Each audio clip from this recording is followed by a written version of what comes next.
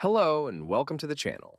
In this tutorial, I will show you how to create a melting candle effect using Chaos Phoenix. The tutorial will be split into three parts. The first part will cover the melting wax. The second part will briefly describe a few possible approaches to creating the wick and preparing the object to be used as a source for the flame. And the last part will cover the simulation settings of the flame, as well as some tips for shading and rendering. This way, it will be more convenient to jump right into part 3 if you are only interested in creating the flame and don't really care about the melting wax. So let's dive right into it. To achieve a melting-like effect, you need to use the liquid viscosity parameter. You can set it to a high value and then lower it based on a given condition. For example, distance to an object. This is a standard workflow that will do the trick in most situations. It is a nice setup that you can also use in other scenarios. I'm going to show it to you first. Then I will show you a slightly modified version of it, the one that I ended up using. Open a new scene and create a Phoenix Liquid simulation grid. Make it roughly 5 by 5 centimeters wide and, let's say, 15 centimeters tall. I'm working in centimeters, and one scene unit equals 1 centimeter. To add some liquid, we'll need an emitter. Create a simple cylinder with roughly the same dimensions. Now you have two options. Either right-click on the object, choose Chaos Phoenix properties from the quad menu. Make the object non-solid and thick the initial liquid fill checkbox. Now, using the initial liquid fill to turn an object into an emitter is the fastest way, but it doesn't give you the option to specify other properties for the liquid, such as RGB values or how viscous it is. This means that you must rely on the default values inside the simulator's dynamics rollout. Set the default viscosity to 1 and you're done. However, if you prefer, you can use a Phoenix source instead. Create one and add the cylinder in. Set the emission mode to volume brush at 100% for a few frames, then animate the percentage down to 0. Using a source will allow you to set different values for different emitters if your setup requires it. In this specific case, it doesn't make any difference. The method you choose is a matter of personal preference. You'll get the same result regardless. I'll stick with the second one and set the viscosity to 1 inside the liquid source. I'll go into the output rollout and enable the particle viscosity export option. Then block the bottom of the container and start a simulation to check what we have so far.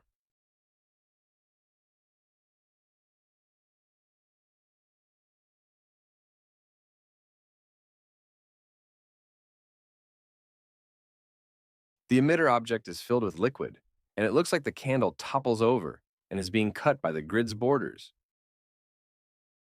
Let's enable the adaptive grid and try that again.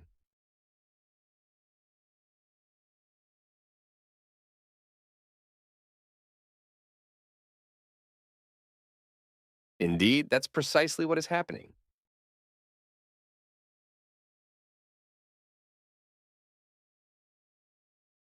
You can glue the candle to the ground by enabling the wetting option and setting the sticky liquid amount to 1. Run the simulation again.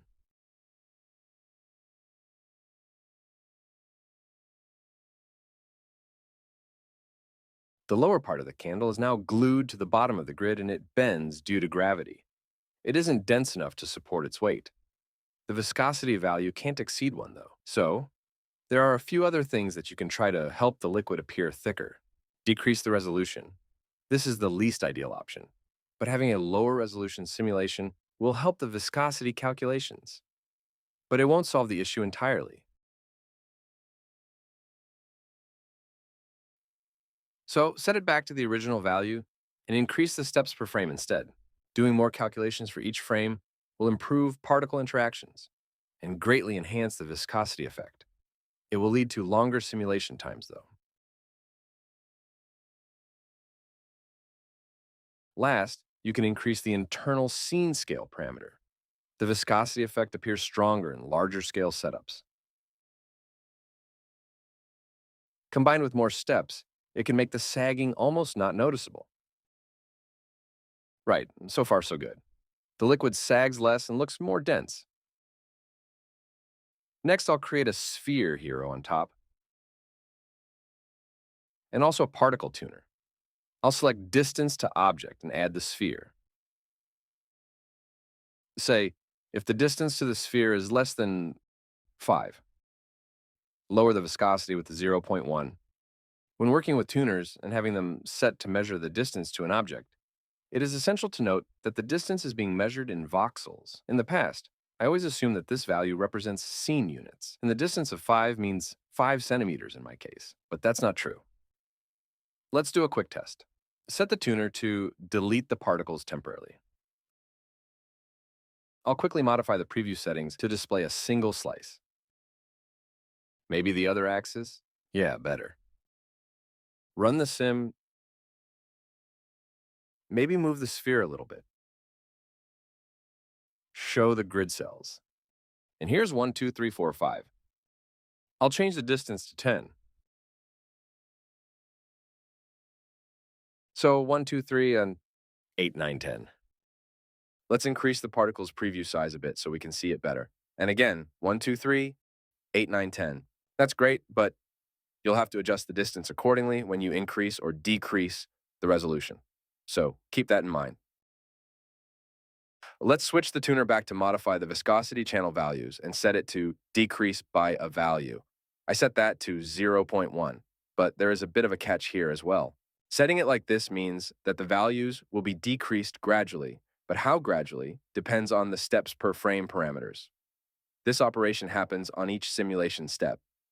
And that means that if you have that at 0.1 and do 10 steps per frame, the value will drop from 1 to 0 in just one frame. And that is not very gradual. When you tweak the SPF, this change will happen faster or slower. I have that explained in more detail in my upcoming Molotov explosion tutorial. Yes, it is still coming. It's a 1-hour-long video packed with useful information and tips that I hope you'll find helpful if you watch. The other issue with setting the tuner that way is that it will keep decreasing the value, and after it reaches 0, it will continue going in the negative direction. That's not a real issue, actually. The viscosity can't be a negative value. And Phoenix is smart enough to handle that despite of what the tuner is trying to do. So it will stop at 0, and it won't cause any issues. However, I prefer to set the value directly by using the Set To option and specify a build-up time, which is in seconds, and the change will take the same time despite the number of sub-steps that you have set. Also, you don't have to drop it all the way to 0. You may stop and 0 point tree, for example. To do that with the other method, the decrease by, you'll have to set an extra condition. Something saying, if the distance is less than, and the value is above a threshold, then lower it, and if not, don't do anything. This will also work, of course. But I feel that using the set to, in combination with the build-up time, is a better option. So I'll leave it like that. Set the viscosity to 0.3 and 0.2 seconds. That's 5 frames in my case. I work in PAL, which is 25 frames per second. Right, okay, let's move on and see what we got so far. Let's switch the slice option off, and also the grid cells preview, and let's run the sim once again. Okay, it seems like the particles within the 10 voxels range from the sphere are slowly getting less and less viscous. Oh, by the way, the default display color for the liquid particles is blue, and they become brighter and brighter if they move faster. That's the default option, but you can change that in the drop-down menu here and choose viscosity instead of speed. That way, the particles with the maximum viscosity value will be displayed in white, and the color will change back to blue as the viscosity drops. Right, let's push the radius a bit further, just to check if things work correctly. Everything seems in order. The change happens gradually. The wax retains some viscosity. It touched the sphere object up here and stuck to it, but that's an easy fix. It just needs to be set as a non-solid object, and that's it. Apart from that, everything looks fine so far. Let's keep going and animate the sphere. I'll actually create a point helper and parent the sphere to it. I don't know. I just prefer doing it that way. I might need to link other objects to that animation later, which might be more manageable. And while we're at it, let's switch the sphere to non-solid. This will also disable the wetting option, and the wax won't stick to that object anymore. I'll get the distance inside the tuner back to 10. And let's set it as a random number between 5 and 15, or maybe 10 and 20. See how this goes. Run the sim. The wax might look a little too dense, and I might have to drop the viscosity even further. I believe it was 0.3 at the moment, but let's first try to decrease the steps per frame. Maybe we don't need 6 steps, set it to 4. And also lower the scene scale from 50 to 20.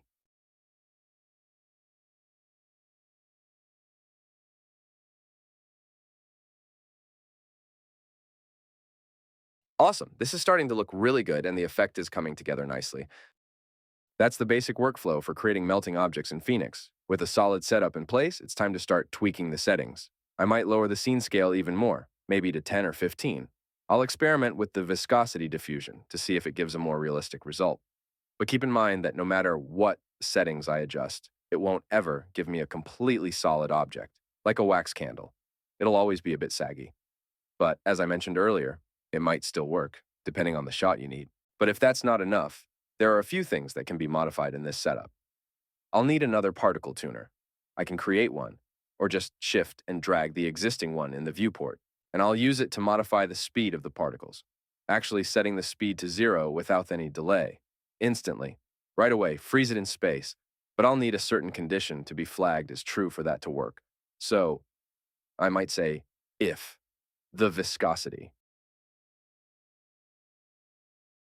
is greater than, and I'll put a value that is high enough, but below 1. 0.9 might be a good value. Then, the particles should remain frozen. Let's move the keyframes of the point helper and make the animation start a little later. I just want to see if the particles are indeed frozen and if the candle looks like a solid object. Right, let's run the sim and see if this works. Awesome! The candle stays upright, held in place by the tuner, and only the top part near the sphere starts dripping. There's a lot of wax dripping down, though. In reality, some wax burns away as fuel. There's an easy trick to fix that. Select the sphere, go to the Phoenix Object Properties, and choose the Clear Inside option. This will instantly delete any particles that enter the sphere. Let's go back to frame 40 and restore the simulation.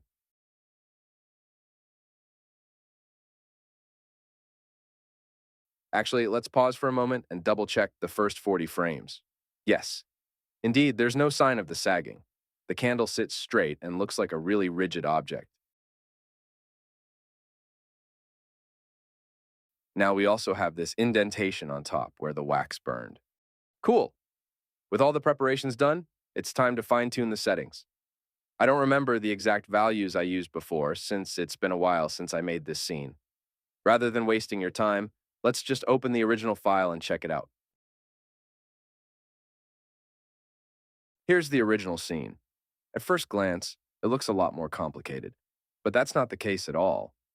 It uses the same basic principle that I just showed you. I'll have a link to this file in the description of this video. You can download it and check it out for yourselves. Let's quickly go through the scene. First, I'll hide the layer with the flame simulation and all of the stuff related to it. Hide the camera, the lights, leave just the layer that contains the melting sim. There's a layer called colliders. It has a couple of spheres and a box used as a floor geometry. The first sphere, which is used for deleting the particles, is shaped like this. It has its bottom flattened, and there's this little dimple in the middle that makes the bump where the wick is. The second sphere, which is used by the tuner to measure the distance, has an animated noise modifier applied. There are two noise modifiers, actually, with different sizes, just to give it a more irregular shape. In a layer called Sources, I have the Phoenix source node and the cylinder used as an emitter. The source uses the volume brush mode. The strength is animated from 100% down to 0% in a few frames. The viscosity is set to 0.35. Not 1, as we did before. That's different, and you'll see why in a minute. I also enabled the RGB emission and set the color to black. And of course, I enabled the particle RGB channel inside the output settings. Again, you'll see why I needed the color in a minute. There's an additional tuner, but I'll switch it off for now by hiding it. Let's check the first tuner. It uses the same condition as before.